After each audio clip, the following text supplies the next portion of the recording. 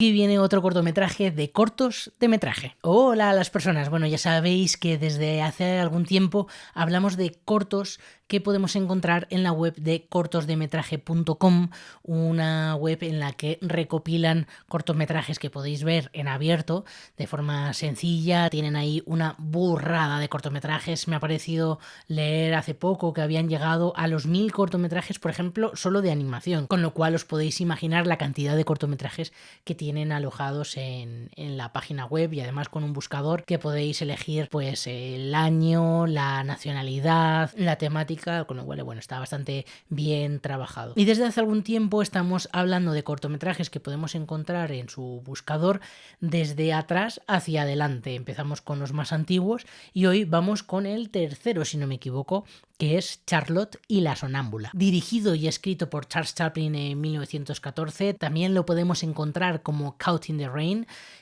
Atrapados en la lluvia. Está producido por Keystone Studios, quizá una de las productoras más importantes de la época, hasta 1935, si mal no recuerdo, que fue cuando quebró, pero que mientras tanto, bueno, pues fue el hogar de gente como por supuesto Charles Chaplin, pero también dio oportunidades a Mabel Normand, a Roscoe Arbuckle, a Harold Lloyd. Al final, bueno, pues un plantel de actores de cine clásico mudo de aquel momento que encontraron su sitio haciendo cortometrajes para la Keystone Studios. Y sobre todo lo encontraron gracias a Mark Sennett, un director, actor, productor de cine, que bueno, fundó esta productora hacia 1914 también, quizá un poco antes. Él estuvo solamente unos años, hasta 1917, que decidió trabajar un poco como independiente, pero a la vez también para Paramount,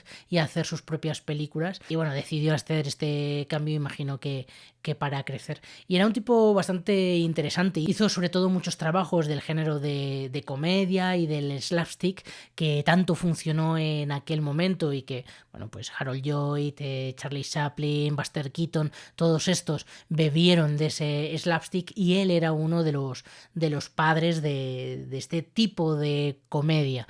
Sin embargo, cuando Warner heredó todas estas películas clásicas, que entre ellas las de Mark Sennett, bueno, se perdieron muchas porque no tenían espacio para guardarlas y decidieron destruirlas. Por eso, entre otros muchos motivos, hay cine clásico que hemos perdido, porque ocupaba tanto espacio que las productoras tenían que destruirlo para poder almacenar el nuevo, que probablemente pues fuese más productivo y que se pudiera vender. Y bueno, este tipo, que es verdad que su nombre quizá no ha perdurado tanto en el tiempo, y quizá no en el imaginario colectivo el público no le recuerda tanto, es que era considerado el rey de la comedia en aquel momento. Pero bueno, a veces es este tipo de cosas que hace que unos triunfen y otros no. De hecho, tenemos un vídeo de hace por lo menos un año en el que hablamos de Marcelino Orbés, el mejor payaso del mundo, que era natural de Jaca y que en Estados Unidos lo petó, y que bueno, pues fue uno de los payasos más importantes, que el propio Buster Keaton le tenía como el mejor payaso del mundo, que Charlie Chaplin se fijaba en él y fue un poco, no su mentor, pero bueno, sí que en sus memorias, en las memorias de Charlie Chaplin, sí que se acuerda de Marcelino Orbés como uno de sus grandes referentes. Sin embargo, él no triunfó, y de hecho aquí en España apenas es conocido. Pero bueno, volviendo a Charlotte y la sonámbula, estamos hablando del primer cortometraje escrito y dirigido por Charles Chaplin. Es verdad que venía de actuar en otros cortometrajes, sobre todo en muchos que había dirigido el propio Mark Sennett, y en esta ocasión Sennett le da la oportunidad de dirigir y escribir a él su primer cortometraje. Y aquí en la Keystone Studios, durante un par de años o 3, hace muchísimos cortometrajes Charlie Chaplin, dirigidos y escritos por él, me refiero, por supuesto protagonizados por él también.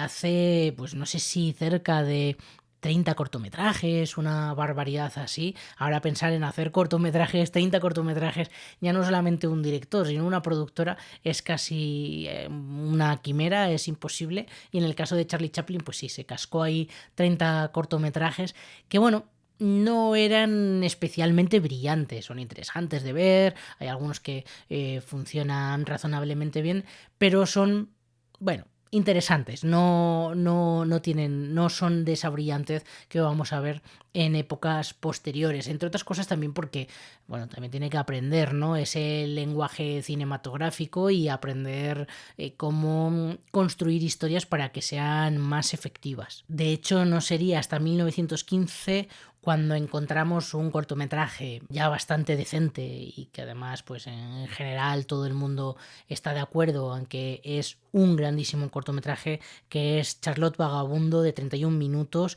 producido por Sanai, la productora con la que trabajaría al año siguiente Charlie Chaplin.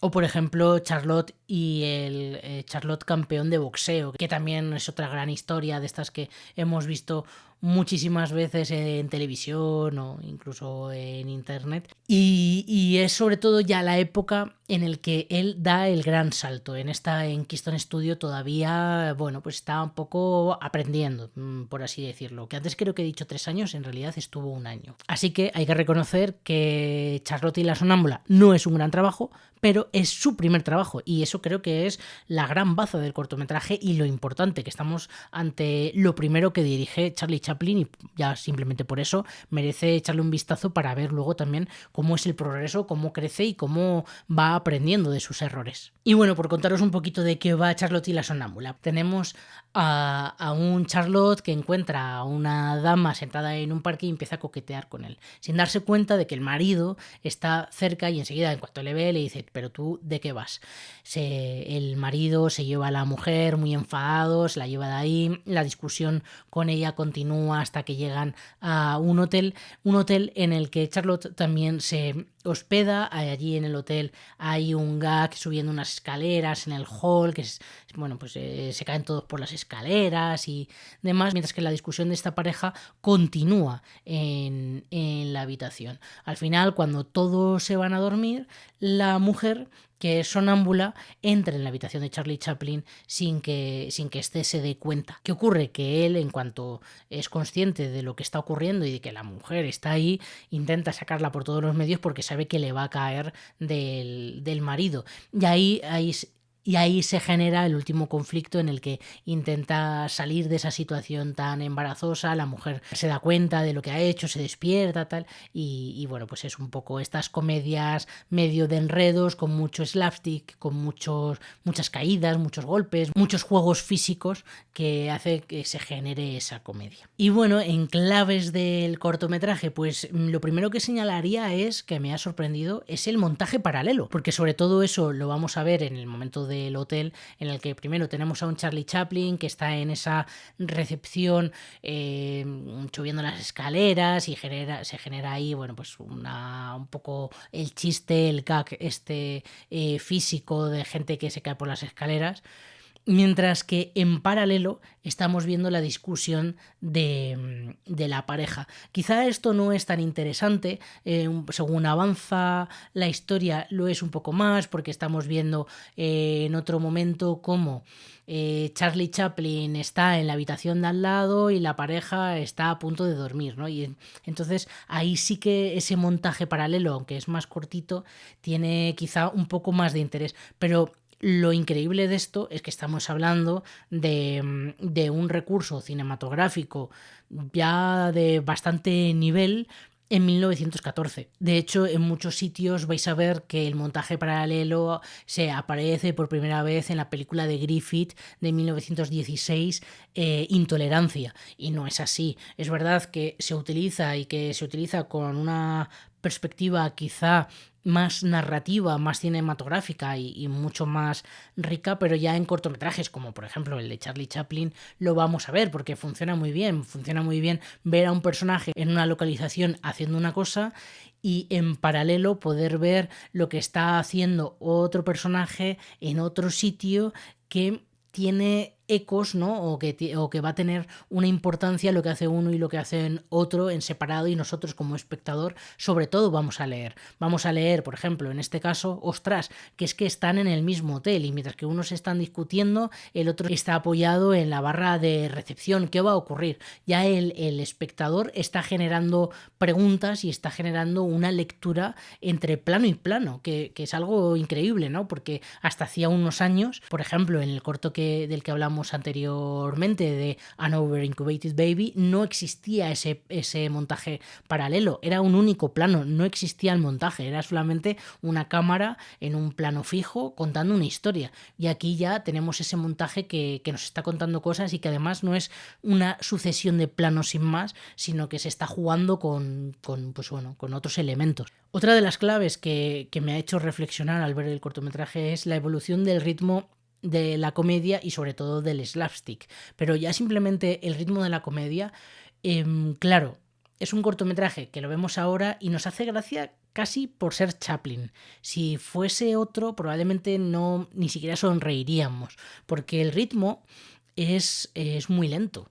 En realidad es un corto muy cortito, pero lo que estamos viendo es una caída y otra y otra y otra en un mismo sitio, en una misma escalera, que dices, bueno, es que yo ya lo he visto una vez, la tercera vez no me río. Pero claro, es también parte de la evolución de la educación audiovisual que tenemos. En aquel momento eso era muy gracioso, y si hubiesen estado 40 minutos cayéndose por las escaleras, la gente lo aplaudiría y se lo pasaría muy bien. Ahora exigimos otro tipo de ritmo, y yo creo que eso también el propio Charlie Chaplin se da cuenta.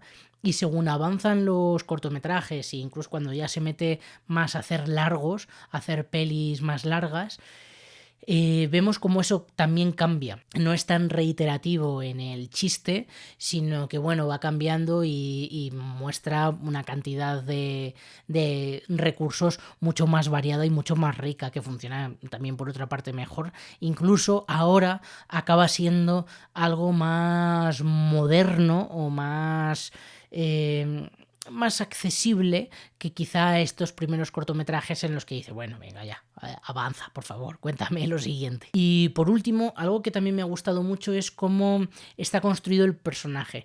Sí que vemos elementos de Charlotte, por supuesto, la vestimenta, ese traje que casi le queda grande, un poco desgarbado, el gorro, el bigote, por supuesto. Hay una cuestión del estilo físico, más o menos de vestimenta y del logotipo, por así decirlo, que ya lo estamos viendo, ¿no? Y ya reconocemos a ese Charlotte. Pero es cierto que no es el Charlie Chaplin que vamos a ver más adelante, no sé, en Luces de Ciudad, por ejemplo. Es distinto, porque en esas películas estamos hablando de un personaje mucho más perdedor, mucho más triste, y aquí, en este caso, estamos hablando de un tipo que es más bien un pillo.